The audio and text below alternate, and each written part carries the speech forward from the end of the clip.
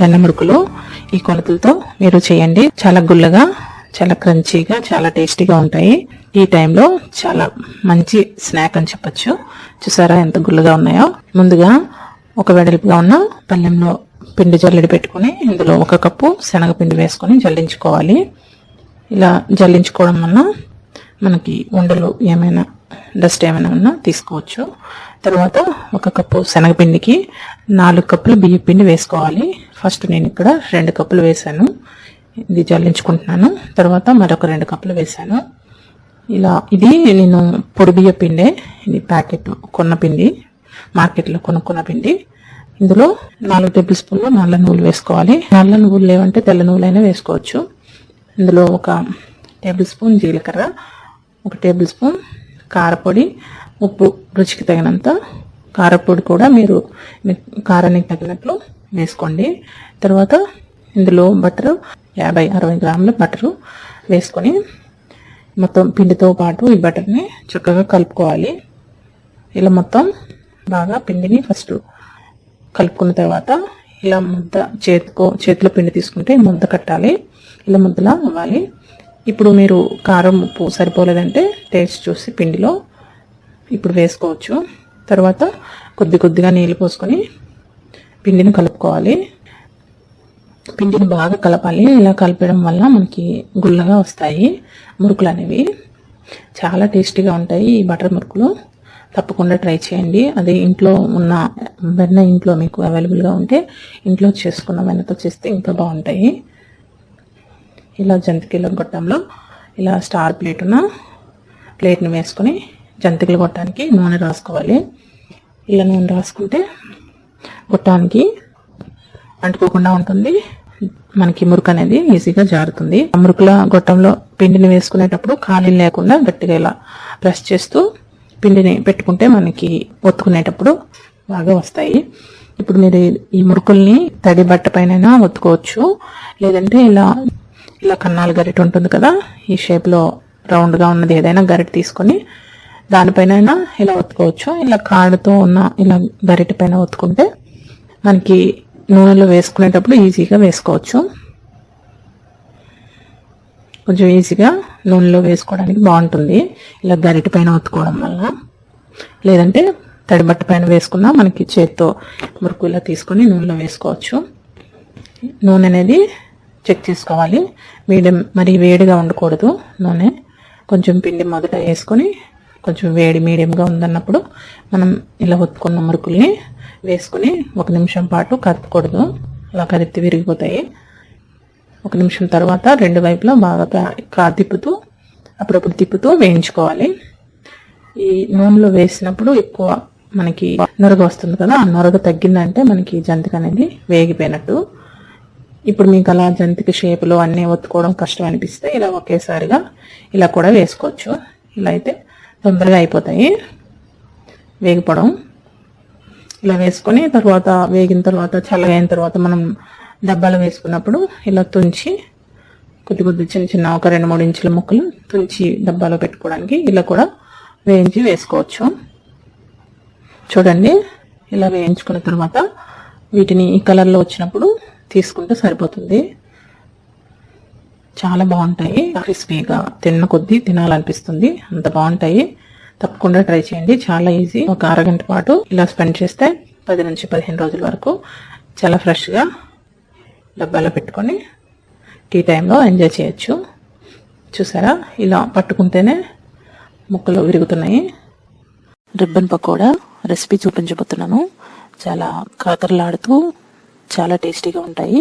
చాలా తొందరగా చేసుకునే రెసిపీ. ఒకసారి ఇలా చేసి పెట్టుకున్నారంటే 10-15 రోజుల వరకు చాలా ఫ్రెష్గా ఈవినింగ్ స్నాక్ తినొచ్చు. టీ టైంలో చాలా బాగుంటాయి. ముందుగా మిక్సీ జార్లో 1 అరకప్పు పుట్నాల పప్పు వేసుకోవాలి. ఇందులో మిరియాలు 1 టేబుల్ స్పూన్ మిరియాలు వేసుకోవాలి. జీలకర్ర 1 టేబుల్ స్పూన్ వేసుకోవాలి.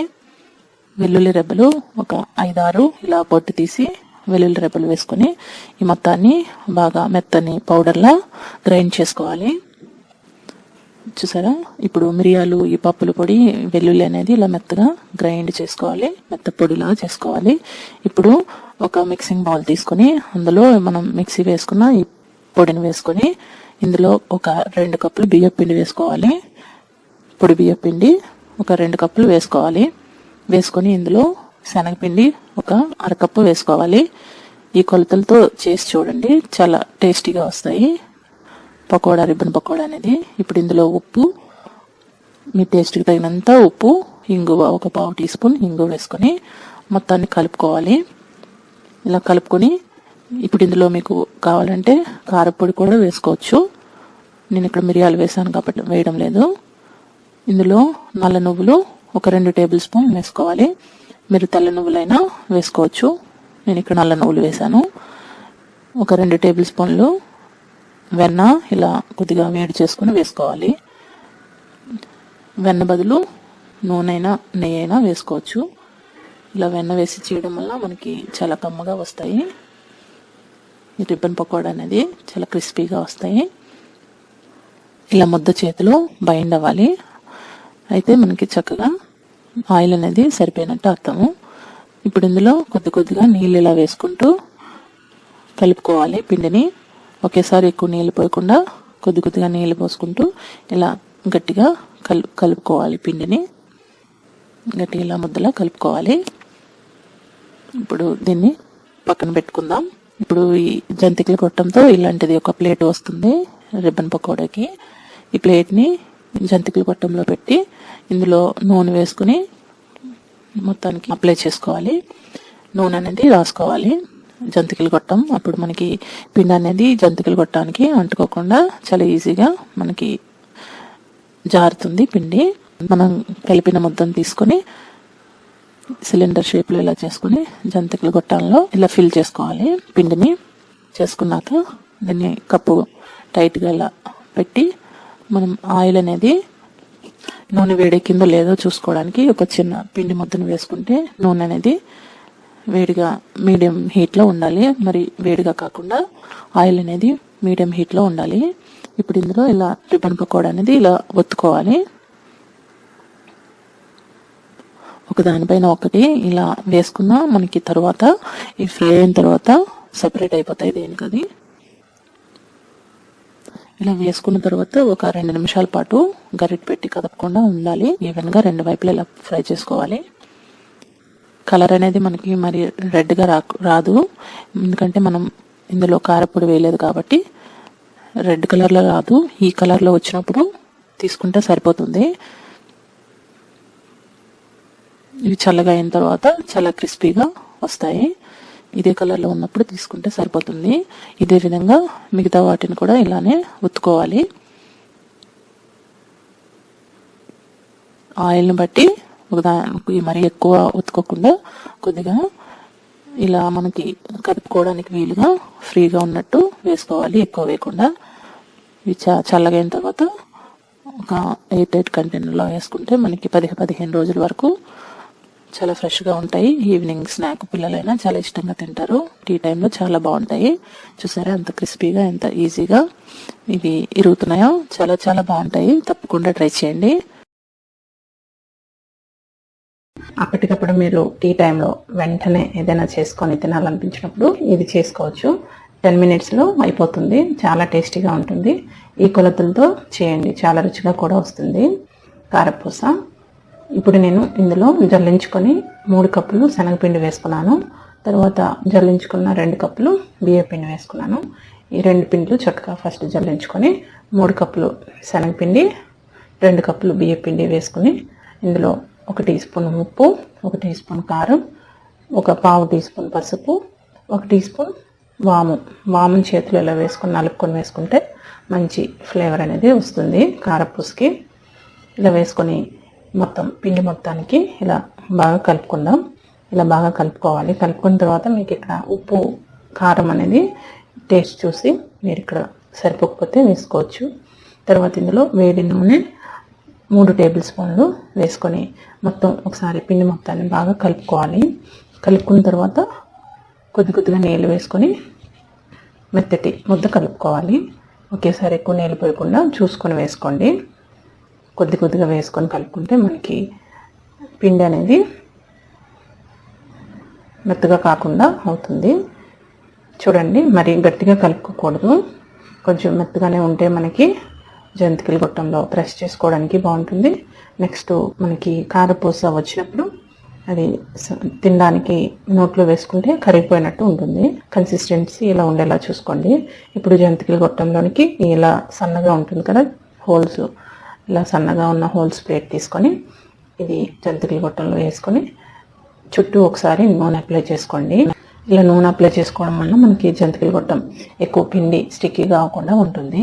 తర్వాత ఇలా సిలిండర్ షేప్లో పెద్ద ముద్దలు తీసుకొని దీన్ని ఫిల్ చేసుకోవాలి. ఇలా ఫిల్ చేసుకొని ఈ కప్పుని టైట్గా ఫిక్స్ చేసుకొని ఇలా ముందు నింపుకొని పక్కన పెట్టుకొని, ఇప్పుడు నూనె అనేది మరి ఎక్కువ వేడి ఉండకూడదు, మీడియం హీట్లో ఉన్నప్పుడు ఇలా మనం కారపూసని ఒత్తుకోవాలి. మీరు ఇలా ఒత్తుకోవడం కొంచెం కష్టంగా, ఎక్కువ నూనె వేడిగా ఉంటుంది అనుకుంటే ఏదైనా ప్లేట్ పైన ఒత్తుకొని వేసుకోవచ్చు. పొడి క్లాత్ పైన ఒత్తుకొని మీరు చేత్తో వేసుకోవచ్చు నెమ్మదిగా. తర్వాత ఇలా కారపూస వేసిన వెంటనే తిప్పకుండా కొంచెం, ఇప్పుడు ఇలా ఈ టైంలో మనం తిప్పామనుకొని కొంచెం సాఫ్ట్గా ఉంటుంది, కొంచెం ఫ్రై అవ్వాలి. 1 నిమిషం తర్వాత ఇలా తిప్పుకొని 2 వైపులా ఇలా ఫ్రై చేసుకోండి మీడియం ఫ్లేమ్లో. మాడిపోకుండా తొందరగా వేగిపోతాయి. కారపూస చాలా ఎక్కువ టైం పట్టదు, తొందరగా వేగిపోతుంది కాబట్టి మీడియం ఫ్లేమ్లో 2 వైపులా తిప్పుకుంటూ వేయించుకోండి. ఇదే విధంగా మిగతా అన్నిటినీ కారపూస మొత్తాన్ని ఇలా వేయించుకోవచ్చు. నేను ఇక్కడ ఇలా ఒకసారి రెండోసారి ఇలా వేసి చూపిస్తున్నాను చూడండి. ఇలా వేసుకున్న తర్వాత మనకి ఈ నురగ అనేది తగ్గుతుంది. ఇలా తగ్గినప్పుడు సగం వరకు ఫ్రై అవుతుంది.